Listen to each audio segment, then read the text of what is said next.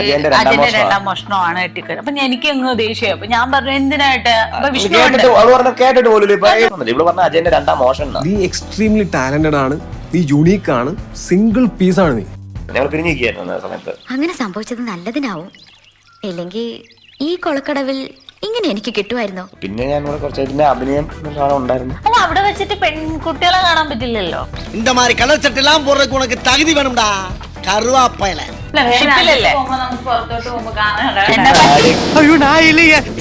എന്റെ സൗന്ദര്യത്തിന്റെ രഹസ്യം എന്റെ ഭർത്താവാണ്.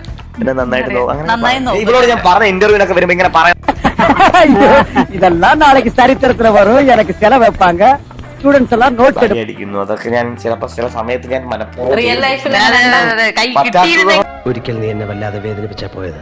അമ്മയുടെ ചൊറിച്ചിൽ മാറിയോന്ന്. അപ്പൊ ഈ വേറെ ആരെങ്കിലും അപ്പുറത്ത് കേൾക്കുമ്പോ സമ്മാനം വിളിച്ച് പറഞ്ഞിട്ടോ അമ്മയുടെ ചൊറിച്ചിൽ മാറിയോന്ന്.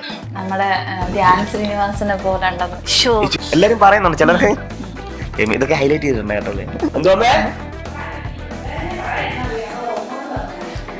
പൃഥ്വിരാജും കൂടെ ചേട്ടൻ പറയാനുള്ളൂ, അത് പറയാതിരുന്നാ മതി. ഡിപ്രഷൻ മാറാൻ വേണ്ടി അടുത്തൊരു ഇതിലേക്ക് പിടിക്കണം. നമുക്ക് എന്തെങ്കിലും വള്ളിക്കേസിലോട്ട് നമ്മൾ പോകണം, ഇല്ല നമുക്ക് ഭയങ്കര മൈൻഡ്. ഓ, അപ്പൊ ഞാൻ വള്ളിക്കേസ് എന്നാണ് പറഞ്ഞു വരുന്നത്. അങ്ങനെ പ്രത്യേകിച്ച് 2-3 മാസം നിൽക്കും, പിന്നെ എനിക്ക് ഓക്കെ എല്ലാം തോന്നും, ഞാൻ വിടും. പിന്നെ ഇതെന്തോ തലയിലായി എല്ലാം മറന്നു കഴിഞ്ഞപ്പോ ഓർമ്മിപ്പിക്കാൻ വീണ്ടും വന്നു. ഇത് കഴിഞ്ഞിട്ട് വഴക്കുണ്ടാക്കാം. ഉത്തപ്പം വേണോ, പിന്നെ ബോണ്ട വേണോ, ഇത്താക്കുചാട്ടം തന്നോ. കാവ്യമാധവൻ എന്റെ കുറെ പേര് പറയുന്നുണ്ടായിരുന്നു. എന്തൊക്കെ തിരിഞ്ഞിരിക്കുന്നു. നമസ്കാരം. ഇന്ന് അമൃതയുടെയും പ്രശാന്തിന്റെയും പുതിയ വിശേഷങ്ങളുമായാണ് എത്തിയിരിക്കുന്നത്. രണ്ടുപേർക്കും നമസ്കാരം. അറിയോ, നിങ്ങളുടെ ഓണമൊക്കെ എങ്ങനെ ഉണ്ടായിരുന്നു? ഞങ്ങളുടെ ഓണം വളരെ മനോഹരമായിരുന്നു. തിരുവോണം മാത്രമേ കൂടാൻ പറ്റിയിട്ടുള്ളൂ, ബാക്കി വീട്ടിലായിട്ട് ഒരു ബന്ധമില്ലായിരുന്നു. ഇവിടെ ഇല്ലായിരുന്നു, ഇവിടെ വരാൻ ഇപ്രാവശ്യത്തെ ഓണത്തിന് വീട്ടിലില്ലായിരുന്നു, ട്രിവാൻഡ്രത്തായിരുന്നു ഷൂട്ട് ഉണ്ടായിരുന്നു. ഷൂട്ടിലുള്ളത് കൊണ്ട് അന്ന് നടന്നില്ല. ഞങ്ങൾ പിന്നെ തിരുവോണം ഞങ്ങൾ പാരകളിൽ ആഘോഷിച്ചു. ബിരിയാണി കഴിച്ചു. ഇല്ല, ഞങ്ങൾ ബിരിയാണി കഴിക്കും. വിഷ്ണു ബിരിയാണി കഴിക്കാൻ ആദ്യം പറഞ്ഞെങ്കിലും ഞങ്ങൾ മുണ്ടൊക്കെ എടുത്തോണ്ട് പോയത് കൊണ്ട് ഞങ്ങൾ ഇച്ചിരി സ്റ്റാൻഡേർഡ് ആകാം എന്ന് വെച്ചോണ്ട് ഞങ്ങള് സദ്യ കഴിച്ചല്ലേ. പക്ഷെ നല്ല സദ്യ കഴിച്ചപ്പോഴത്തേക്കൊന്ന് ഉറങ്ങാൻ തോന്നി. അങ്ങനത്തെ കുറച്ച് അങ്ങനെ ഇത്തവണ ഓണം വലിയ ആഘോഷമൊന്നും ആയില്ലായിരുന്നു. ഇവിടെ വന്നിട്ടായിരിക്കും ഓണം ആഘോഷിക്കുന്നത്. ഇവിടെ ഒരു 3-4 ദിവസം ഇവിടെ ഉണ്ടാവും ഓണത്തിന്. അമ്മ കംപ്ലൈന്റ് ഒന്നും പറഞ്ഞില്ലേ? പറഞ്ഞു. ഞാൻ അതിന് പരാതി കേൾക്കാൻ വേണ്ടി അടുത്ത ദിവസം, ഞാൻ 2 ദിവസം കഴിഞ്ഞപ്പോ എന്തോ വന്നു. ഞാൻ ഒരു ഇല ചോറ് കഴിച്ചിട്ട് ഞാൻ ഇല്ല, എനിക്കന്ന് ഷൂട്ട് ഉണ്ടായിരുന്നു. ഇവക്ക് 22-ാം തീയതി എന്തോ ഷൂട്ട് ഉണ്ടായിരുന്നു. ഇപ്പൊ ഏത് സീരിയലാ ചെയ്യുന്നത്? ഇപ്പൊ സുഗമോ ദേവി ഫ്ലവേഴ്സില് ഞാൻ ഏതോ ജന്മകൽപ്പന. ഇപ്പൊ 2 ദിവസം കഴിയുമ്പോ ഷൂട്ട് തുടങ്ങാനുണ്ടെന്നൊക്കെ പറയുന്നുണ്ട്. അല്ല, ഇതിന്റെ തന്നെ ഷെഡ്യൂളാണ്. 1 to 15 ആണ് നമ്മുടെ. പിന്നെ ഞാനിപ്പോ പഞ്ചാഗ്നി എന്ന് പറഞ്ഞ സീരിയലും ചെയ്യുന്നുണ്ട്. അതിന്റെ ഷൂട്ട് വല്ലപ്പോഴും കാറ്റടിക്കുന്ന പോലെ വന്നാലേ. ബാക്കിയുള്ള ദിവസം എന്ത് ചെയ്യും? ബാക്കിയുള്ള ദിവസം ഇങ്ങനെ വെറുതെ ഇരിക്കും. യൂട്യൂബ് ചാനൽ കുറച്ച് ഡൗൺ ആയിരുന്നു, ഞങ്ങൾക്ക് ഇതിൽ ശ്രദ്ധിക്കാനൊന്നും പറ്റിയിട്ടില്ലായിരുന്നു. ഇപ്പം നമുക്കൊന്നും പണിയൊന്നും ഇല്ലായിരിക്കുന്നുണ്ട്, നമുക്ക് എന്ത് ചെയ്യണമെന്ന് അറിയാം. അതെ, ഞങ്ങളോട് എല്ലാരും ചോദിച്ചു. നമ്മൾ ഈ വീഡിയോ ചെയ്യാതിരിക്കുമ്പോ എല്ലാരും അപ്പൊ നമുക്കൊരു സന്തോഷം അന്നേരം അത് കേൾക്കുമ്പോഴൊക്കെ. നമ്മളെ വിചാരിക്കും ആ സന്തോഷം, അവർ നമ്മളെ കുറിച്ച് ഇങ്ങനെ പറയുന്നുണ്ടല്ലോ. പറയുന്നത് എല്ലാരും ചോദിച്ചു, കുറെ പേര് ചോദിച്ചു ഡിവോഴ്സ് ആണോ എന്നൊക്കെ.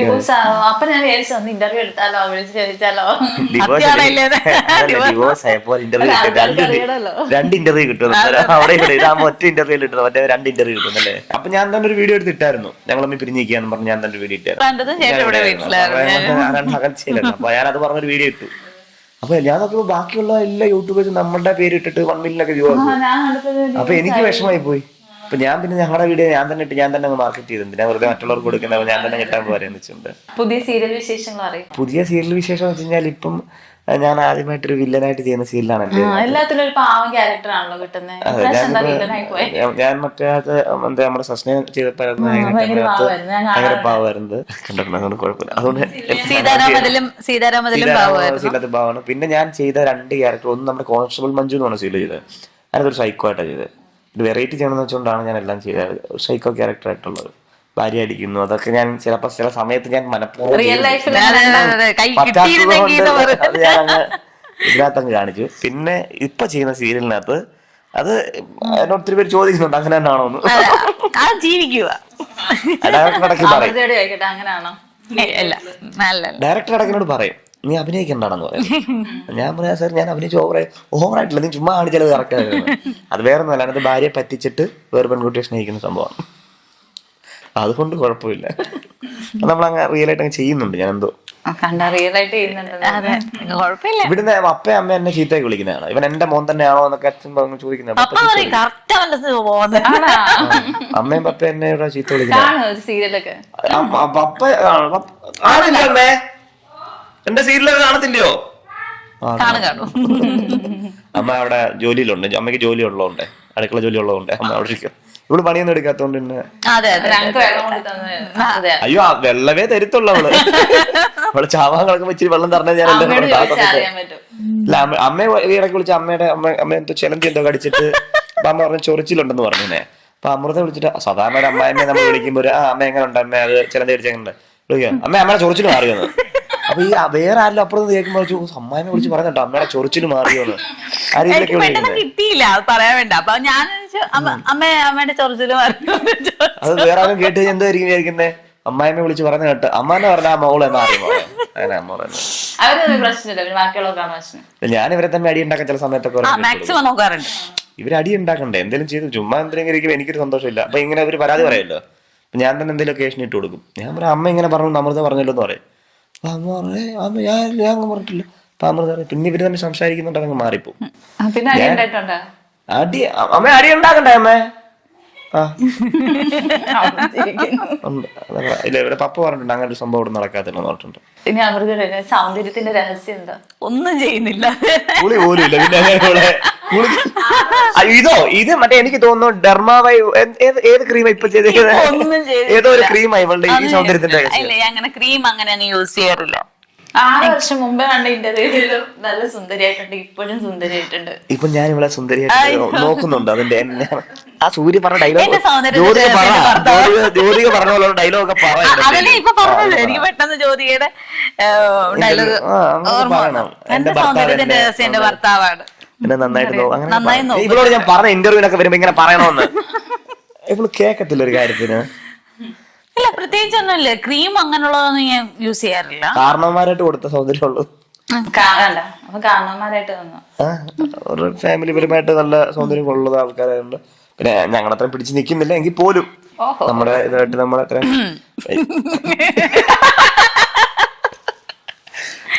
സകലമാനോ ഈ അലമാരക്കകത്ത് തുറന്നാല് ഫുൾ ക്രീം ഇരിക്കുന്ന സാറിന്റെ ക്രീം ഇവിടെ ഒന്നും ഇരിപ്പില്ല, ഇവിടെ അങ്ങനെ ഒന്നും വെക്കത്തില്ല. പക്ഷെ ക്രീം ഒന്നും ഇട്ടിട്ടില്ല. ഇല്ല സാറ് കുളിക്കുകയൊക്കെ ചെയ്തു അമ്പലത്തിൽ പോയിട്ട്. അമ്പലത്തിൽ പോണായിരുന്നു.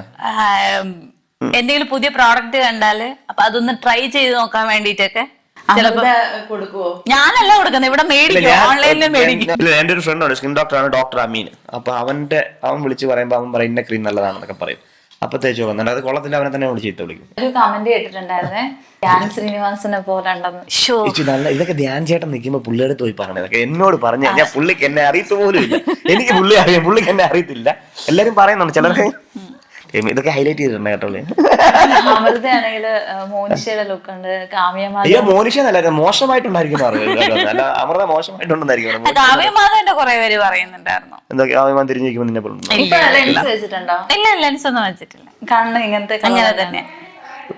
എന്തോ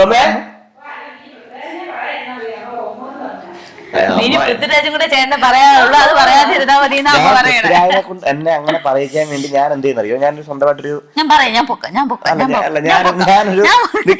ഞാനൊരു എന്ത് ചെയ്തൊരു ഷോർട്ട് ഫിലിം അങ്ങ് എടുത്തു. അപ്പൊ ഞാൻ പ്രൊഡ്യൂസ് ചെയ്തു, ഞാൻ തന്നെ ഡയറക്ഷൻ, ഞാൻ സ്ക്രിപ്റ്റ്, ഞാൻ ഭയങ്കര നായകൻ, ഞാൻ എല്ലാം ഞാൻ തന്നെ.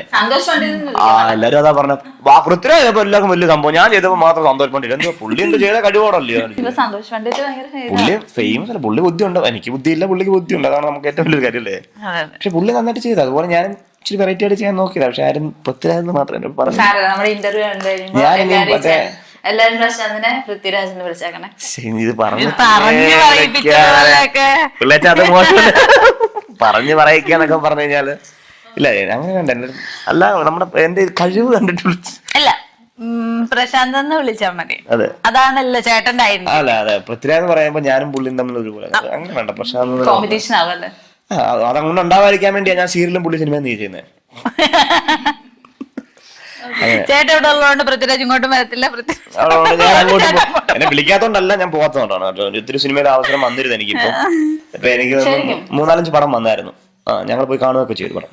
പടം കണ്ടു. പടം കാണാനുള്ള അവസരം വന്നു. കാണാൻ പോയി, അജയന്റെ 2ാം വർഷം കാണാൻ പോയി. നിങ്ങൾ ഏത് സിനിമ കാണാൻ പോയി? ഞങ്ങള് പറ്റിയൊരു അവതാണ്. രണ്ട് വിചാരിച്ചോണ്ടിരിക്കുന്നേ. അപ്പോ ടിക്കറ്റ് എടുത്തപ്പോ നമ്മള് ഏറമിന് പോവാന്നും പറഞ്ഞാണ് ഇറങ്ങിയത്. അപ്പൊ ടിക്കറ്റ് എടുത്തപ്പോ പറഞ്ഞു അജയന്റെ 2ാം മോഷണമാണ് ടിക്കറ്റ്. അപ്പൊ എനിക്ക് അങ്ങ് ദേഷ്യം. അപ്പൊ ഞാൻ പറഞ്ഞു എന്തിനായിട്ട് വിഷ്ണു ഏറമ്മ കാണാന്ന് പറഞ്ഞോണ്ടല്ലേ പോയത്, എന്തിനാ ഞാൻ വരുന്നില്ല എന്നെ വീട്ടിൽ കൊണ്ടുവന്നാക്കുന്നത്. പിന്നെ പറഞ്ഞു കിഷ്കിന്റെ അങ്ങനെ പറഞ്ഞോളൂ. അപ്പൊ ഞാൻ പറഞ്ഞ ഇത് കാണാമെന്ന് പറഞ്ഞു. പക്ഷെ ആ സമയത്ത് ഞങ്ങൾക്ക് ലൈവായിട്ട് വീഡിയോ എടുക്കാൻ പറ്റിയില്ല. ഇല്ലാതെ സത്യം പറഞ്ഞ വീഡിയോ വണ്ടിയിൽ വെച്ചിട്ടുള്ള ടോക്കായിരുന്നു. മറ്റേ ഓൺലൈൻ വഴി എടുത്ത സംഭവമാണത്. അപ്പൊ എന്തായാലും ആ സമയത്ത് വീഡിയോ എടുത്തിട്ടുണ്ടായിരുന്നെങ്കിൽ അത് ചൂടി നന്നായി. കാരണം നമ്മൾ ലൈവായിട്ട് പറയുന്നത് അല്ലാതെ പറയുമ്പോൾ ഞങ്ങൾ രണ്ടാമത് റീക്രിയേറ്റ് ചെയ്ത സാധനമാണ് ഇത്. ഇപ്പൊ നമ്മൾ എടുത്ത വീഡിയോ രണ്ടാമത് ചെയ്തതാണ്. കാരണം ഓൾറെഡി അവളോട് പറഞ്ഞു കഴിഞ്ഞു ഇന്ന സാധനമാണ് എന്ന് നമ്മൾ പറഞ്ഞു കഴിഞ്ഞിട്ട് എടുത്ത വീഡിയോ ആണിത്. പക്ഷെ എങ്കിലും ഇവക്ക് എന്നിട്ടും ചിലപ്പോഴും മനസ്സിലായിട്ടില്ല. ഇവള് പറഞ്ഞത് ഏറ്റവും ഇത് നമ്മളിപ്പോ കേട്ട അജയന്റെ 2ാം മോഷൻ. ഇവള് പറഞ്ഞ അജയന്റെ 2ാം മോഷൻ എന്നാ. അപ്പൊ ഞാൻ റെഡി അജയന്റെ 2 മോഷണം എന്നല്ല പറഞ്ഞത്, അജയന്റെ 2ാം മോഷണം എന്നാണ് പറഞ്ഞു കൊടുത്തത്. പെട്ടെന്ന് കേൾക്കുമ്പോൾ ലാസ്റ്റത്തെ സൈലന്റ് ആവുന്നുണ്ട്. അജയന്റെ 2ാം മോഷണം അതെന്തോട്ടെ അങ്ങനൊക്കെ പടവത്തിന്റെ പേര് തോന്നുന്നു. ഞാൻ പറഞ്ഞു ഇതൊക്കെ ടോവിനൊക്കെ ടോവിനൊക്കെ നിന്നെ മറ്റേ ചേച്ചി പറഞ്ഞ ഡയലോഗ് പറഞ്ഞു നിന്നെയൊക്കെ തുപ്പും. പ്രൊമോഷൻ ആയില്ലയോ? അത് പ്രൊമോഷൻ പൈസ കിട്ടിയായിരുന്നു. പ്രൊമോഷൻ എന്ത് വാങ്ങിച്ചിരുന്നേ പോകുമ്പോ? എന്തായാലും വാങ്ങിച്ചു തരാറുണ്ടോ ഗിഫ്റ്റ്? ഗിഫ്റ്റ് ഒക്കെ മേടിച്ചു തരാറുണ്ട്. മൂക്കുത്തി ഫസ്റ്റ് വെഡിങ് ആനിവേഴ്സറിക്ക് മേടിച്ചു തന്നതാ. പിന്നെ വള ഉണ്ടായിരുന്നു, പിന്നെ മോതിരം, അങ്ങനെ ഗിഫ്റ്റ് ഒക്കെ മേടിച്ചു തരാറുണ്ട്. പക്ഷെ ഇതെല്ലാം സ്വർണ്ണം എന്ന് പറഞ്ഞാൽ മേടിച്ചു കൊടുക്കുന്നത്. സ്വർണ്ണമൊന്നുമല്ല. നേരെ കൊണ്ടുപോയിട്ട് ചെക്ക് ചെയ്യണം. ഇല്ല കുഴപ്പമില്ല, അങ്ങനെ എന്തെങ്കിലും പ്രശ്നം ഉണ്ടെങ്കിൽ മുത്തൂറ്റാർ എന്നെ എപ്പോഴും വിളിച്ചേനെ അല്ലേ? പണയം വെക്കാറുണ്ട്, അതുകൊണ്ട് കുഴപ്പമില്ലല്ലേ. അവര് ഇതുവരെ കംപ്ലൈന്റ് പറയാത്തോണ്ട് നമുക്കൊരു അമ്മ അപ്പുറത്ത് വിളിച്ചു പറയാം എന്റെ വള എടുത്ത് കാണാന്നൊക്കെ വിളിച്ചു പറഞ്ഞത്. ഇപ്പം പ്രശാന്ത് മത്സ്യമേഖലയായിരുന്നല്ലോ, എന്തുകൊണ്ടാണ് ആ ജോലി ഉപേക്ഷിച്ചിട്ട് ഇതിലോട്ട് വന്നത്? അവിടെ കുറെ രാജ്യങ്ങൾ കാണായിരുന്നു, കുറെ പെണ്ണുങ്ങളൊക്കെ കാണായിരുന്നു. എനിക്കതൊന്നും ഇഷ്ടമല്ലാത്ത ഒരാളാണ്. എനിക്ക് പെൺകുട്ടികളെ നോക്കാറില്ലേ? പെണ്ണുങ്ങളെ മുഖത്ത് നോക്കാറുണ്ട്. ഞാൻ തന്നെ ചിലപ്പോ വിളിച്ച് കാണിക്കാറുണ്ട്. എനിക്ക് താല്പര്യം തോന്നാഞ്ഞോണ്ടല്ല ഞാൻ ഈ പോകുന്നതാണ്. എനിക്ക് മറ്റേ ലാൻഡിൽ വർക്ക് ചെയ്യണമെന്നൊരു ആഗ്രഹം കൊണ്ട് ചെയ്യുന്നതാണ്. പിന്നെ ഞാൻ ഇവിടെ കുറച്ച് പിന്നെ അഭിനയം എന്നൊരു സാധനം ഉണ്ടായിരുന്നു. അല്ല അവിടെ വെച്ചിട്ട് പെൺകുട്ടികളെ കാണാൻ പറ്റില്ലല്ലോ. പുറത്തോട്ട് പോകുമ്പോ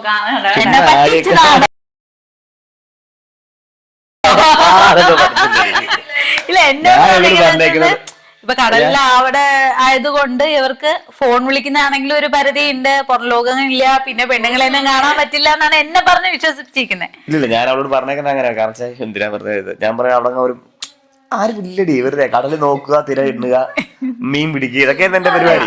അപ്പൊ ഞാൻ വിചാരിച്ചോ പാവം. ഞാൻ പറഞ്ഞു രാവിലെ കപ്പൽ തുടക്കാറായി കഴിഞ്ഞാൽ വൈകിട്ടാ തുടച്ചു കഴിഞ്ഞപ്പോ പിന്നെ ആരെ നോക്കാൻ സമയം കിട്ടത്തില്ല. എൻജിൻ സൈഡായിരുന്നോ ഡെക്ക് സൈഡിലായിരുന്നു. പിന്നെ കുഴപ്പമില്ല, ഞങ്ങളിങ്ങനെ ജീവിച്ചൊക്കെ അങ്ങ് പോയി. പിന്നെ എനിക്ക് താല്പര്യം ഇല്ലാന്നില്ല. പിന്നെ ഞാൻ ദുബായിൽ വർക്ക് ചെയ്തായിരുന്നു, എക്സ്പോയുടെ സേഫ്റ്റി ആയിട്ട് വർക്ക് ചെയ്തായിരുന്നു. എക്സ്പീരിയൻസ് അവിടുത്തെ JML എന്ന് പറഞ്ഞ കമ്പനി ഞാൻ വർക്ക് ചെയ്തായിരുന്നു. അതെല്ലാം കഴിഞ്ഞിട്ടാണ് ഈ കോമഡി സ്റ്റാറിലോട്ട് വരുന്നത് അല്ലേ? അതെ അല്ല, കോമഡി സ്റ്റാറിൽ വന്നതിന് ശേഷമാണ് തോന്നുന്നു ദുബായിൽ പോയത്. വന്നിട്ടാണ് ദുബായിൽ പോയത്. ദുബായി പോയി ഞാൻ സാധാ ഒരു വർക്കറായിട്ടാണ് പോയത് ദുബായിൽ. മറ്റേ അലൂമിനിയം ഫാബ്രിക്കേഷൻ, എനിക്ക് പണി പോലും അറിയത്തില്ല. അങ്ങനെ പോയി ദുബായിൽ വെച്ച് മൈക്കിൾ എന്ന് പറഞ്ഞ ചേട്ടനുണ്ട് ദുബായിൽ, അവിടെ നമ്മുടെ തിരുവനന്തപുരത്തരം ചേട്ടനാണ്. മൈക്കിളേട്ടനാണ് എന്നെ സത്യം പറഞ്ഞു കഴിഞ്ഞാൽ എനിക്ക് പണി അറിയത്തില്ലെന്ന് ഈ പണിക്ക് കയറാൻ പറഞ്ഞപ്പോൾ പുള്ളി എന്നെ പറഞ്ഞു എടേ അവിടെ കയറി ഡ്രില്ലിംഗ് മെഷീൻ. അപ്പൊ ഞാൻ പുള്ളിയോട് പറഞ്ഞു ഞാൻ തലയൊക്കെ ചോദിച്ചു നമ്മൾ സത്യം പറഞ്ഞാൽ എനിക്ക് ചേട്ടാ ഡ്രില്ലിംഗ് മെഷീൻ പോയി നേരമാണ്, നീ എങ്ങനെ കയറി എന്താണെന്ന് ചോദിച്ചു. അപ്പൊ സുരേഷ് എന്ന് പറഞ്ഞിട്ടുണ്ട് നമ്മുടെ പാലക്കാടുള്ള പുള്ളിയാണ് ഇന്റർവ്യൂ ഒക്കെ എടുക്കാൻ വന്നത്. പുള്ളിയാണ് ഞാൻ അങ്ങനെ എങ്ങനെയോ വായത്താളം അടിച്ച് കയറി ഞാൻ പോയ വ്യക്തിയാണ് ഞാൻ. എനിക്ക് പണി പോലും അറിയത്തില്ല നേരമാണ്. അപ്പൊ ഞാൻ അവിടെ പോയിട്ട് എന്തായാലും മൈക്കിളിനോട് പറഞ്ഞു. പുള്ളി പിന്നെ സ്റ്റോറി പിടിച്ചേർത്തി. അവിടെ പിന്നെ വെയിൻ എന്ന് പറഞ്ഞൊരു മാനേജർ ഉണ്ടായിരുന്നു. പുള്ളിക്കൊക്കെ വലിയ. പിന്നെ എനിക്ക് കുറച്ച് കമ്പ്യൂട്ടർ കയറിയെന്നുണ്ട് പേരിൽ നമ്മൾ അങ്ങനെ തന്നെ പിടിച്ച് ഓഫീസ് സ്റ്റാഫ് ആയതിനു ശേഷം പിന്നെ ഞാൻ തന്നെ അവിടെ വെച്ച് സേഫ്റ്റിയുടെ കോഴ്സ് പഠിച്ച് ഗിഗിൽ എന്ന് പറഞ്ഞ ചേട്ടനുണ്ട്, എൻ്റെ സേഫ്റ്റി അവിടുത്തെ ഓഫീസറായിരുന്നു. പുള്ളിയൊക്കെ എന്നെ ഹെൽപ്പ് ചെയ്യുകയൊക്കെ ചെയ്തിട്ടുണ്ട് പഠിക്കാൻ വേണ്ടിയൊക്കെ. അപ്പോൾ അങ്ങനെ അവിടെ നിന്ന് കയറിയിട്ട് ഞാൻ ഒരു 6-7 മാസം കഴിഞ്ഞപ്പോഴത്തേക്കും ഞാൻ അവിടെ ഇതായി സേഫ്റ്റിയുടെ ഇതായിട്ട് കയറി, അസിസ്റ്റൻ്റായിട്ട് കയറി, പിന്നെ സേഫ്റ്റി ഓഫീസറായിട്ട് ഇപ്പുറത്ത് വന്നു. അങ്ങനെ വർക്ക് ചെയ്തായിരുന്നു. അങ്ങനെയാണ് ഞാൻ വന്ന് കയറിയത്. പിന്നെ എൻ്റെ ഫ്രണ്ട്സ് അജോ, പിന്നെ നമ്മുടെ അജോ ഉണ്ടായിരുന്നു, പിന്നെ മൊത്തം പേര് ഞാൻ മറന്നു കഴിഞ്ഞാൽ അവനെന്നെ തന്തയ്ക്ക് വിളിക്കും, ബിജിത്ത്, അജോ ബിജിത്ത് എന്ന് പറഞ്ഞ 2 ഫ്രണ്ട്സ് ഉണ്ട്. അവരൊക്കെ നമ്മളെ ഇപ്പോഴും കോണ്ടാക്ട്. ബിജിത്തുമായിട്ട് ഇപ്പൊ വലിയ കോണ്ടാക്ട്. അജോ സാധാരണ ഈ കല്യാണം കഴിഞ്ഞോടെ ബ്രേക്ക് ചെയ്യാറുണ്ടല്ലോ പെണ്ണുങ്ങളാണെന്ന് തോന്നുന്നു, പ്രത്യേകിച്ച് ഫ്രണ്ട്ഷിപ്പ് ഒക്കെ. നമ്മള് പഴയ ആൾക്കാരുമായിട്ട് വലിയ കൂട്ടൊന്നുമില്ല. അമൃതയ്ക്ക് എങ്ങനെ അങ്ങനെ ഫ്രണ്ട്ഷിപ്പ് കണ്ടോ? എനിക്ക് സ്കൂളിൽ പഠിച്ച് കൈയൊന്നും കാണിക്കുന്നാവോ? സ്കൂളിൽ 6ാം ക്ലാസ് തൊട്ട് 10ാം ക്ലാസ് വരെ പഠിച്ച്, 10ാം +2 വരെ പഠിച്ച അശ്വതി ഉണ്ട്. അവളാണ് എൻ്റെ ബെസ്റ്റ് എന്ന് പറയുന്നത്. പിന്നെ ഞാൻ ഈ ഫീൽഡിൽ വന്നതിന് ശേഷം അടൂരുള്ള ശ്രുതി, സ്വാതി എന്ന് ടിങ്സ് ആണ് ഇവരായിട്ടാണ് ഞാൻ കൂടുതൽ ആത്മബന്ധം വയ്ക്കാറുള്ളത്. ഒരു 3 പേരേ ഉള്ളൂ. പിന്നെ ചെന്നൈയിൽ ഉമ എന്ന് പറഞ്ഞിട്ടൊരു കുട്ടിയുണ്ട്. ഇവര് 4 പേരുമാണ് എൻ്റെ ഒരു ഇത്. പിന്നെ ബാക്കിയുള്ളവരെയും കാണും, സംസാരിക്കും, ചോദിക്കുന്നതിന് മറുപടി പറയും. അങ്ങനെ അവരൊക്കെ അനിയത്തിമാരുടെ കൂട്ടത്തിലാണ്. നമ്മളെ ഫാമിലി പരമായിട്ടാണ്. വിഷ്ണു, ആതിര, അവരൊക്കെ നമ്മളെ ഫാമിലി പരമായിട്ടാണ് വിളിക്കുന്നത്. ഫ്രണ്ട്സ് എന്നുള്ളതിനേക്കാളും അപ്പുറം നമ്മളെ കുടുംബത്തിലുള്ളൊരു ആളായിട്ട് കാണാം. ഒരു സെൽഫി വഴിയാണ് തുടങ്ങിയെന്ന് പറഞ്ഞു പ്രേം. സെൽഫി എടുക്കാന്ന് ഇതെല്ലാം നോക്കിട്ട് വന്ന കേട്ടോ. എനിക്ക് 2 ദിവസമായിട്ട് നമ്മുടെ വ്യൂസ് കൂടിയാ നോക്കി. എനിക്ക് 2 ദിവസം കൊണ്ട് നമ്മുടെ വീഡിയോക്ക് വ്യൂസ് കൂടിയിട്ടാണ്. എല്ലാരും കണ്ടിട്ട് വന്നല്ലേ. സെൽഫി എടുത്ത പറഞ്ഞില്ല കല്യാണം കഴിക്കുമെന്ന്. ആ സെൽഫി ഒക്കെ കിടപ്പുണ്ട്, എന്റെ ലാപ്പിലൂടെ കിടപ്പുണ്ട്. ഞങ്ങളത് ഇപ്പൊ പബ്ലിഷ് ചെയ്യണോ? ഇല്ല, ഞങ്ങളത് ചെയ്യത്തില്ല. ഞാൻ ആ സമയത്ത് ട്രെയിനിങ് എന്തോ കഴിഞ്ഞ സമയമാണ്. അപ്പൊ എനിക്കന്ന് ഞാൻ ഭയങ്കരമായിട്ട് ക്ഷീണിച്ചിരിക്കുന്നത്. സുന്ദരനായിരുന്നു തോന്നുന്നു. ഇതിന്ന് ദുബായിൽ പോയപ്പോഴല്ല, ദുബായിക്ക് പോകുന്നതിന് മുന്നേ എടുത്ത ഫോട്ടോ. എനിക്ക് ഈ സീരിയലായിട്ട് മീൻസ് ഇതിനകത്തോട്ട് ഞാൻ വരാൻ കാരണം എന്ന് വെച്ചാൽ എൻ്റെ ഒരു ഫ്രണ്ട്, ഞാനും ഒരു സുധീഷ് എന്ന് പറഞ്ഞ ഫ്രണ്ട് ഉണ്ട്. ഞങ്ങൾ 2 കൂടി ഇവിടുന്ന് ഇങ്ങനെ ട്രിപ്പ് കൊണ്ടുവന്നൊരു പരിപാടി ഉണ്ട് ഞങ്ങൾക്ക്. അപ്പം അങ്ങനെ ഞങ്ങൾ കോമഡി സ്റ്റാർ കാണാൻ വേണ്ടി പോയൊരു പരിപാടി ഉണ്ടായിരുന്നു. അപ്പം നമ്മുടെ ബിജു എന്ന് പറഞ്ഞ ചേട്ടനുണ്ട് നമ്മുടെ ഇവിടെ കൊട്ടാരക്കര അടുത്തുള്ള. പുള്ളിക്കാരൻ മുഖേന നമ്മളവിടെ പോയി. അവിടെ ചെന്ന് കഴിഞ്ഞാൽ ഭാസ്കരേട്ടനാണ് എന്നെ ഈ പറഞ്ഞ പരിപാടിയിലേക്ക് കയറ്റി തുടങ്ങി. അങ്ങനെയാണ് ഞാൻ സീരിയൽ ഫീൽഡിലേക്ക് വന്നത്. ഞാൻ ആദ്യമായിട്ട് കോമഡി സ്റ്റാർ കാണാൻ പോയി. അവിടെ നിന്ന് ഇങ്ങനെ എനിക്ക് ഈ അഭിനയം വരാന്നുള്ള ഇങ്ങനെ ചോദിച്ചു പറഞ്ഞു. എനിക്ക് നാണോ മാനൊന്നും ഇല്ലാത്തോണ്ട് ചോദിച്ചു പറഞ്ഞ് ഞാൻ കയറി. പിന്നെ അവിടെ നിന്ന് വർക്ക് ചെയ്ത് ഞാനോ എന്ന് വെച്ചാൽ എങ്ങനെയാ അല്ല അന്ന് എത്ര ഇപ്പോഴാണ് ഇപ്പൊ നമുക്ക് അങ്ങനെ ശീലമായതുകൊണ്ടേ ഇത് സംസാരിച്ചാലേ ഇപ്പൊ നടക്കത്തുള്ളൂ എന്ന് അറിഞ്ഞുകൊണ്ടാണ്. നേരത്തെ സംസാരിച്ചില്ലെങ്കിലും കുഴപ്പമില്ല, നമ്മൾ ചെയ്യേണ്ട പണി ചെയ്താൽ മതിയായിരുന്നു. ഇപ്പൊ ഇതിലൊക്കെ വന്നതിന് ശേഷം സംസാരിക്കണം, ആൾക്കാരുമായിട്ട് പരിചയപ്പെടണം എന്നൊക്കെയുള്ളൊരു ചിന്താഗതി ഇപ്പോഴാണ് വന്നത്. അതുകൊണ്ട് കുറച്ച് അറിവും കാര്യങ്ങളൊക്കെ വന്നു എന്ന് ഞാൻ വിശ്വസിക്കുന്നുണ്ട്. അതുകൊണ്ടാണ് ഇങ്ങനെ വന്നത്. അപ്പൊ അങ്ങനെയാണ് അമൃതയെ കാണുന്നത്. കോമഡി സ്റ്റാർ വെച്ചിട്ടാണ് അമൃതയെ കാണുന്നത്. ഞാൻ അവിടെ വെച്ച് കണ്ടു. അന്ന് എനിക്ക് തോന്നുന്ന ഒരു വേറൊരു കാമുകി ഉണ്ടായിരുന്നു. അതുണ്ടായിരുന്നു. പക്ഷെ അത് പോയതിനു ശേഷം അപ്പൊ നമ്മൾ ഞാൻ പറഞ്ഞില്ല, പെട്ടെന്ന് ഒരു ഡിപ്രഷൻ മാറാൻ വേണ്ടി അടുത്തൊരു ഇതിലേക്ക് പിടിക്കണം. നമുക്ക് എന്തെങ്കിലും വള്ളിക്കേസിലോട്ട് നമ്മൾ പോകണം. ഇല്ല നമുക്ക് ഭയങ്കര മൈൻഡ് ഞാൻ ഉദ്ദേശിച്ച അങ്ങനെ അല്ല, വേറെ എന്തെങ്കിലും. അപ്പൊ ഞാൻ ജോലിക്ക് പോകാന്ന് വെച്ചാൽ എല്ലാവരും പെട്ടെന്ന് താടിയൊക്കെ വളർത്തിയപ്പോ ഞാനും താടിയൊക്കെ ഇങ്ങനെ വളർത്തിയിട്ടൊക്കെ ഞാനിങ്ങനെ വിഷമിച്ചൊക്കെ ഇരിക്കും. അമ്മ എന്നിട്ട് പറയും. അമ്മയൊക്കെ ഇരുന്നിട്ട് ഭയങ്കര കോമഡിയൊക്കെയാണ് അവർക്ക്. പിന്നെ എല്ലാം അമ്മയോടും പപ്പയോട് അത്രയും ഷെയർ ചെയ്യത്തില്ല, അമ്മയോട് പറയും, ചേച്ചിയോടും പറയും. സത്യസന്ധമായിട്ട് പറയുകയാണെങ്കിൽ അമ്മ എന്റെ പേര് സ്കൂളിലൊക്കെ വന്നിട്ടുണ്ട്. കാമുകിക്ക് ലെറ്റർ കൊടുത്ത് അമ്മ 5ാം ക്ലാസ് വെച്ചില്ലേ അമ്മേ ഇവിടെ ഞാൻ 5ാം ക്ലാസ്സിലല്ല, എനിക്ക് എന്താ സംശയം ശരിയാണെങ്കിൽ ആശാമ്പളെ കൊടുത്ത് പഠിച്ചപ്പോ തൊട്ട്. അപ്പൊ അമ്മ 5ാം ക്ലാസ്സിൽ പഠിച്ചോണ്ട് ഒന്നും പറയില്ല. ഇവിടെ പഠിച്ചപ്പോ അമ്മ ലെറ്റർ കൊടുത്തെന്നും പറഞ്ഞോണ്ട് സ്കൂളിൽ വന്നു. അപ്പൊ അമ്മയില്ല മറ്റേ നമ്മുടെ പ്രേമ സിനിമയിലെ മറ്റേ പുള്ളി ഹിന്ദു സാർ ഒരു പയ്യനൊരു ലെറ്റർ കൊടുത്തതിന്റെ പേരിലാണ് വിളിച്ചിരുന്നത്. ഇവിടെ തന്നെ അവിടെ വരെ വന്നാൽ സ്കൂളിലോട്ട് TMR സ്കൂളിലോട്ട് വന്നാൽ മതി. അപ്പൊ അമ്മ കുറച്ച് അതൊക്കെ പിള്ളേരല്ലേ, അപ്പൊ അവര് അപ്പൊ അത് പറഞ്ഞു ഇതാക്കാം. അപ്പൊ സാറ് പറഞ്ഞില്ല അവനെ പറഞ്ഞു വിടുന്നൊക്കെ പറഞ്ഞു. ലെറ്റർ കൊടുത്തതിന്റെ പേരിൽ അവസാനം അത് വിട്ടു. പിന്നെ അത് പിന്നെ അപ്പൊ അമ്മ എന്നിട്ട് അടുത്ത ദിവസം വന്നിട്ട് അമ്മ വിചാരിച്ചു ഭയങ്കര സന്തോഷത്തോടെ വന്നത്, മോൻ എന്തോ നല്ല കാര്യം എന്തോ ചെയ്തിട്ടുണ്ട്, അപ്പൊ സ്കൂളിൽ നിന്ന് വിളിപ്പിച്ചു, ഇനി എന്തെങ്കിലും ഇതിനു വേണ്ടിയാണെന്നാ. പക്ഷെ വന്നപ്പോ അവനേതോ പെൺകൊച്ചിന് പ്രണയ ലെറ്റർ കൊടുത്തു എന്നൊക്കെ പറഞ്ഞോണ്ടാണ്. ഇത് ഞാൻ പഠിച്ച് അല്ല എഴുതാൻ അറിയാൻ ചോദിച്ചു കഴിഞ്ഞാൽ എനിക്ക് നിന്നെ ഇഷ്ടമാണെന്ന് പറഞ്ഞ് എഴുതാൻ വലിയ ബുദ്ധിമുട്ടൊന്നും ഇല്ലല്ലോ. നമ്മളെ ഇതൊക്കെ നമ്മൾ പഠിച്ചിരിക്കണമല്ലോ. അങ്ങനെ അമ്മ 2-3 തവണ എന്തോ സ്കൂളിൽ വന്നിട്ടുണ്ട് അറിവില്ല. പിന്നെ ഞാൻ 10ാം ക്ലാസ് +1 എന്തോ പഠിച്ചപ്പോഴാണ് പിന്നെ എനിക്ക് പറയണത്. അത് പിന്നെ ഏകദേശം ഒരു 7 വർഷത്തെ നീണ്ടുപോയ സംഭവമാണ്. നാട്ടിൽ തന്നെ പിന്നെ ഇപ്പൊ അതിനെ കുറിച്ചൊന്നും പറഞ്ഞ അവരൊക്കെ നല്ല രീതിയിൽ ജീവിക്കുന്നുണ്ട്. ഇനി പറഞ്ഞു ഇനിയിപ്പൊ ഇവരൊക്കെ വേറെ പണിയില്ല, എല്ലാ ഇന്റർവ്യൂലും കയറി അവരൊക്കെ ഇനിയിപ്പൊ അങ്ങനെ ചിന്തിക്കും, ഇവര് വേറെ പണിയൊന്നും ഇല്ല, എല്ലാ ഇന്റർവ്യൂലും കയറി പറയേണ്ട ആവശ്യമുണ്ട്. അതുകൊണ്ട് ഞാൻ പറയാറില്ല ഇപ്പൊ അങ്ങനെ അധികം. അമ്മ എന്നെ വഴക്ക് പറയും, നീ എന്തിനാ ഇന്റർവ്യൂലൊക്കെ പോകുമ്പോ ഇങ്ങനെ പിള്ളേരെ ലൈൻ അടിച്ചു എന്നൊക്കെ പറഞ്ഞു, നിനക്ക് നാണക്കേടല്ലേ എന്നൊക്കെ പറഞ്ഞു. അമ്മ ചോദിക്കും, ഞാൻ എന്ത് നാണക്കേട്, നമ്മൾ ചെയ്ത കാര്യമില്ലേ പറഞ്ഞു, ചെയ്യാത്ത കാര്യമല്ലെന്ന്. പക്ഷെ അമ്മ എന്നാലും ചീത്ത വിളിക്കും, ചിലപ്പോൾ മിക്കവാറും ഇത് കഴിയുമ്പോഴാണ് ചീത്ത വിളിക്കാം. അമ്മ അങ്ങനെയൊക്കെ ചെയ്യും. അവർക്ക് ഇതുപോലെ എന്തെങ്കിലും ഉണ്ടായിട്ടുണ്ടോ കല്യാണത്തിന് മുമ്പ് ഉണ്ടായിട്ടുണ്ട്. അങ്ങനെ പ്രത്യേകിച്ച് 2-3 മാസം നിൽക്കും, പിന്നെ എനിക്ക് ഓക്കെ എല്ലാം തോന്നും, ഞാനങ്ങ് വിടും. പിന്നെ ഇതെന്തോ തലയിലായി. ഞാൻ അതെന്തോ ഞാൻ അമ്മ എന്നോട് അന്നേ പറഞ്ഞു എന്തുകൊണ്ടാ ഇഷ്ടപ്പെടാനുള്ള കാരണം. ഞാൻ നോട്ട് ചെയ്തതിന്റെ കാരണം എന്ന് വെച്ചാല് എന്നെ പ്രപ്പോസ് ചെയ്ത് ഒരുപാട് ഈ ഫീൽഡിൽ നിന്നും അല്ലാത്തവരും ബന്ധുക്കളിൽ നിന്നും പ്രപ്പോസൽ വന്നിട്ടുണ്ടായിരുന്നു. അവർക്കൊക്കെ സത്യം ഇവർ പോയി, ഞാൻ അറിഞ്ഞിട്ടില്ല. അമ്മ എന്നോട് പറയാം, നിനക്ക് ആരെയും മനസ്സിലാവും. എന്നോട് അമ്മ എപ്പോഴും പറയും, നിനക്ക് തെറ്റിലേക്ക് പോകുമ്പോൾ നിനക്ക് മനസ്സിലാകത്തില്ല, നീ അത് അനുഭവിക്കുന്നതാണ്. ഇപ്പൊ ഞാൻ അനുഭവിച്ചപ്പോ എനിക്ക് മനസ്സിലാവും. ഇവർക്കൊക്കെ അതിനുള്ള ബുദ്ധി ഉണ്ടായിരുന്നു, എനിക്ക് അതിനുള്ള ബുദ്ധി ഇല്ലായിരുന്നു. അതുകൊണ്ട് അവർക്ക് കാര്യം മനസ്സിലായി, അവരങ്ങ് പോലെ ഇവളെ സ്നേഹിച്ചപ്പോഴേ. അല്ല അപ്പം ചേട്ടൻ ഇങ്ങനെ പ്രപ്പോസ് ചെയ്തതിന് ഇങ്ങോട്ട് വന്നു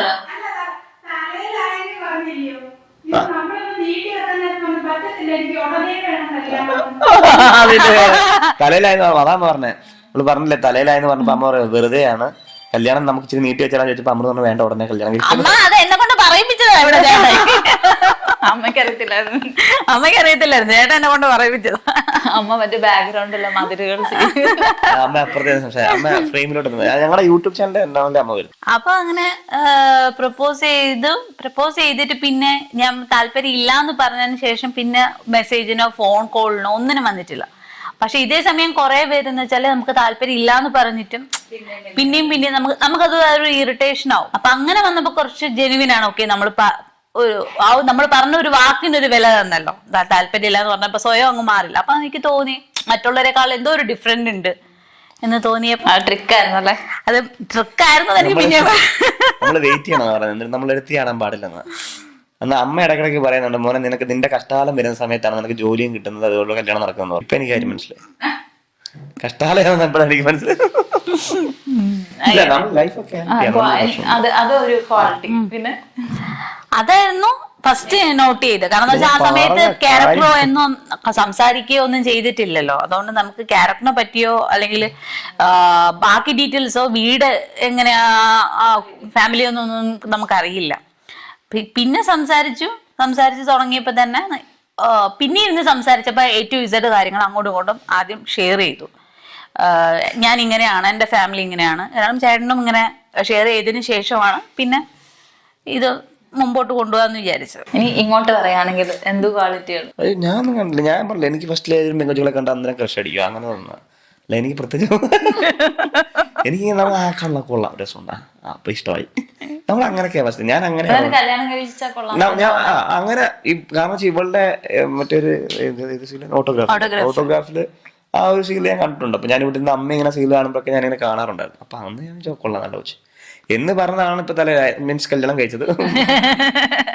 അപ്പം അത് വെച്ചിട്ട് ഞാൻ ചോദിക്കുകയാണ്, എനിക്ക് അങ്ങനെ പ്രത്യേകിച്ചൊന്നും തോന്നിയിട്ടില്ല. കാരണം ഇങ്ങനെ ഇപ്പം നമ്മളിപ്പോ പറഞ്ഞ യുവളെ കണ്ട് സൗന്ദര്യം അങ്ങനൊന്നും എനിക്ക് തോന്നിയിട്ടില്ല. കണ്ടു, ഇഷ്ടപ്പെട്ടു, ഞാൻ പറഞ്ഞു, എല്ലാം നടത്തി തന്നു, വീട്ടുകാരും പറഞ്ഞു ഓക്കെ ആയി, എല്ലാം പ്രത്യേകം. പിന്നെ അതിനുശേഷം ജീവിക്കുമ്പോഴല്ലേ അറിയത്തുള്ളൂ. ഇപ്പൊ എത്ര നമുക്ക് ഒരാളെ അറിയാന്ന് പറഞ്ഞാലും ഇപ്പൊ ഒരു 10 മിനിറ്റ് കൊണ്ട് ഒരാളെ കണ്ടാലോ അല്ലെങ്കിൽ ഒരു മാസം നിന്നാലോ നമുക്ക് അറിയത്തില്ല. ചിലപ്പോൾ ഒരു 3-4 മാസം കഴിഞ്ഞാലായിരിക്കും അറിയുന്ന ഒരാളുടെ ക്യാരക്ടർ എന്താ. ഇപ്പൊ ഇവനെ ആർക്കും അഭിനയിച്ചിരിക്കാം, ഇപ്പൊ എനിക്കും അഭിനയിച്ചിരിക്കാം, ഇവക്കും അഭിനയിച്ചിരിക്കാം, ആർക്കും വേണം അഭിനയിച്ചിരിക്കാം. പക്ഷെ അതൊന്നും കൊണ്ട് കുറച്ച് കഴിയുമ്പോഴേ ഇപ്പോഴും പഠിച്ചുകൊണ്ടിരിക്കുന്നുള്ള ഓരോ ക്യാരക്ടർ ഞങ്ങൾ തമ്മിൽ അങ്ങോട്ടും രണ്ടുപേരും അങ്ങനെ പ്രത്യേകിച്ച് ആരും അതും അങ്ങനെയൊക്കെ തന്നെ കാര്യമുള്ളതിനെ വഴക്കിടാറുള്ളൂ, അല്ലാതെ ചുമ്മാ ഒന്നും വഴക്കിടത്തില്ല. പിണങ്ങി അങ്ങനെ മാറിയിരിക്കുക അങ്ങനെയുള്ള ഇതൊന്നുമില്ല. ഞാൻ സന്തോഷിക്കും അങ്ങനെ ഉണ്ടെങ്കിൽ ഇല്ല, പക്ഷെ അങ്ങനെ നടക്കുന്നില്ല. അതുകൊണ്ട് കാര്യങ്ങൾ പറയും. കാരണം എനിക്ക് പിണങ്ങി പോരാ എളുപ്പ. അവിടുന്ന് ഞാൻ ഇങ്ങോട്ട് എന്റെ വീട്ടിലോട്ട് വന്നാൽ പോരെ, ഇവിടെ അങ്ങോട്ട് പോയി, ഇവിടെ വീട് അവിടെ തന്നെ അല്ലേ. വീട്ടിൽ തന്നെയാണ് താമസിക്കുന്നത്? ഞങ്ങളിപ്പോ ഫ്ലാറ്റിലാണ് താമസിക്കുന്നത്. വീട്ടിലപ്പോ ആരൊക്കെയാണ്? വീട്ടിലെ അച്ഛനും അമ്മയും അനിയനും. അച്ഛൻ ആക്സിഡന്റ് ഒക്കെ ആയ സ്റ്റോറി അറിഞ്ഞിട്ട് വന്നേക്കോ. പഴയ പത്രം എടുത്ത അന്ന് ആക്സിഡന്റ് നടന്നപ്പോ എടുത്ത പത്രമൊക്കെ ഇപ്പോഴും ഇരിപ്പുണ്ടോ? കട്ടിങ് എടുത്തോണ്ടോ വന്നേ? ഇപ്പൊ കുഴപ്പമൊന്നുമില്ല, ഇപ്പൊ ആൾ ഉഷാറായിട്ട് നടക്കുന്ന, കുഴപ്പമൊന്നുമില്ല. പ്രായത്തിന്റെ ഒരു ഇതേ ഉള്ളൂ, കുറേ ഉള്ളൂ. പ്രായത്തിന്റെ ഒരു ശാരീരിക ബുദ്ധിമുട്ടുണ്ടല്ലോ, അതേ ഉള്ളൂ, അല്ലാതെ കുഴപ്പമൊന്നും. അച്ഛന് ഹോസ്പിറ്റലൈസ്ഡ് ആയിരുന്നപ്പം ബ്ലഡ് വേണ്ടി ആ സ്റ്റോറി പറഞ്ഞിട്ടുണ്ട്. അതെല്ലായിടത്തും ഞാൻ പറഞ്ഞിട്ടുണ്ട്. അപ്പം ഒരാൾ വന്നിട്ട് സഹായിച്ചു, ബ്ലഡ് സഹായിച്ചു. അപ്പൊ ഒരു ബുക്ക് വന്നെന്ന് പറഞ്ഞില്ലേ, ആ ബുക്കിനെ കുറിച്ച് അത് പുള്ളി കണക്കെഴുതി കൊടുത്താൽ ഞാൻ നിനക്ക് ബ്ലഡ് നോക്കാൻ പോയതാ. അതാണ് നമ്മൾ പറയുന്നത്, ഇത്ര രൂപ ചെലവായി, ഇതൊക്കെ എനിക്ക് തിരിച്ചു തരാൻ എന്റെ അഡ്രസ് ഇതാണ്, അല്ല വേറൊന്നുമല്ല, ബൈബിളൊന്നും അല്ല, ഇതാ കൊടുത്തത്. തീർച്ചയായിട്ടും പറഞ്ഞു. നമ്മുടെ പേര് എന്തുവാ പറഞ്ഞത്, ദൈവ സഹായത്തിന് പറഞ്ഞ പുള്ളി ഏറ്റവും നമുക്കറിയത്തില്ലല്ലോ ഒരു പുള്ളിക്കാരൻ ആരാ എന്താന്ന് പോലും നമുക്കറിയത്തില്ല. അങ്ങനെ ഒരു സിറ്റുവേഷനില് നമുക്ക് നമ്മളെ കൊണ്ട് അവർക്ക് ഒരു ഉപയോഗവും ഇല്ല. എന്നിട്ടും നമ്മൾ അങ്ങനെ ഒരാള് സഹായം ചെയ്യണമെന്നുണ്ടെങ്കിൽ മീൻസ് അത് ചിലപ്പോ നമുക്ക് എത്തേണ്ട കരങ്ങൾ, ദൈവം എത്താൻ പറ്റാത്ത കരങ്ങൾ, പറ്റാത്ത സ്ഥലത്ത് ദൈവത്തിന്റെ കരങ്ങൾ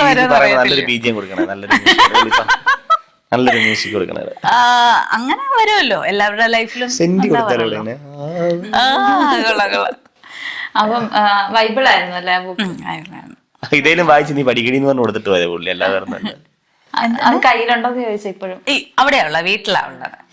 ഇടക്കിടക്ക് വിഷമം വായിച്ചു നോക്കും. പ്രശാന്തിന് അങ്ങനെ എന്തെങ്കിലും അത്ഭുതങ്ങളോ വല്ലതും ഉണ്ടായിട്ടുണ്ടോ? എനിക്ക് തോന്നുന്നു 1990 എനിക്ക് അങ്ങനെ അനുഭവം ഒന്നും ഉണ്ടായിട്ടില്ല. കുക്ക് ചെയ്യുവോ? ഞാനോ? ഞാൻ കുക്ക് ചെയ്യും.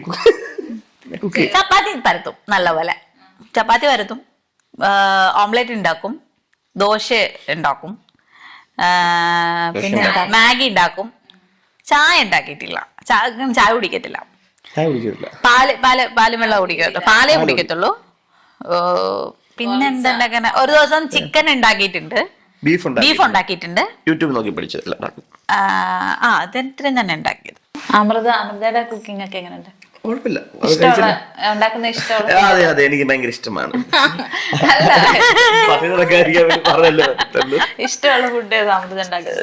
അങ്ങനെ എല്ലാം കഴിക്കും ഞാൻ, അങ്ങനെയൊന്നുമില്ല.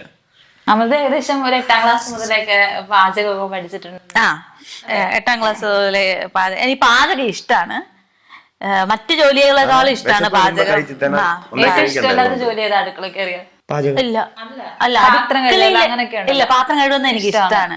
എനിക്ക് ദേഷ്യം വന്നാൽ ഞാൻ ആദ്യം ചെയ്യ പാത്രം കഴുകും. പാത്രം കഴുകുക, നമ്മുടെ കൈ തണുക്കുമ്പോ നമ്മളുടെ ഒരു മൂഡ് സ്വിങ്സ് മാറും. അപ്പൊ അതുകൊണ്ട് എനിക്ക് നമുക്കൊരു സ്ട്രെസ് വരിക, അത് ഞാൻ പണ്ട് മുതലേ ശീലിച്ച ഒരു കാര്യമാണ്.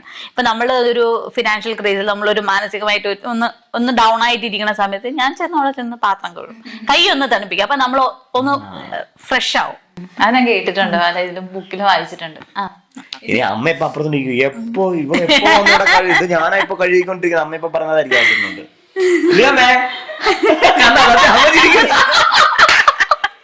അമ്മയാണെങ്കിൽ 6 മണി വരെ കിടന്ന് ഉറങ്ങിയിട്ട് പാത്രം കഴുകുന്നു. പാത്രമൊക്കെ ഞാൻ കഴുകാറുണ്ട്. പിന്നെ അമ്മ അങ്ങനെ ദേഷ്യം പിടിപ്പിക്കും ഇവിടെ ഞാൻ. ഇവിടെ 10 പാത്രം കഴിയും, നീ നിന്റെ മൂഴ്സിൽ നിന്ന് മാറിയിട്ട് നിന്നെ ഇവിടെ അടിയാവും. അമ്മ മേടത്തെ കുറച്ച് പാത്രം കിടപ്പില്ലേ വഴുകാനായിട്ട്, അതെല്ലാം ഇവർക്ക് കൊടുക്കാം. കുഴപ്പമൊന്നുമില്ല. ഇവക്ക് എന്നോട് പറഞ്ഞ ദേഷ്യം വരുമ്പോ ഇവള് ഫുഡ് കഴിക്കാന്ന് പറഞ്ഞത്, അതുകൊണ്ടാണ് ഞാൻ ദേഷ്യം പിടിപ്പിക്കാത്തത്. അത് സങ്കടം വരുമ്പോ, ആ ദേഷ്യം വരുമ്പോഴല്ല, അല്ലേ? സങ്കടം വരുമ്പോ ഫുഡ്, സങ്കടം വരുമ്പോ